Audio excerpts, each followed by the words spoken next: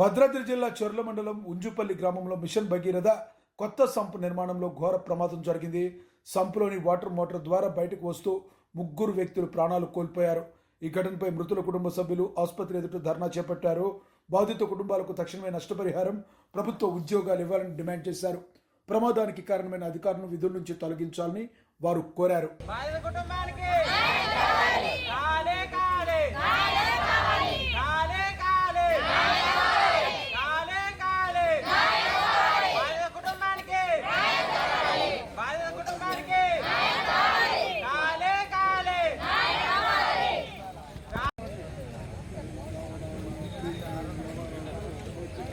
జరిగిన కుటుంబాలకు వెంటనే జరిగిన కుటుంబాలకు వెంటనే జరిగిన కుటుంబాలకు వెంటనే రావాలి రావాలి రావాలి రావాలి జరిగిన కుటుంబాలకు వెంటనే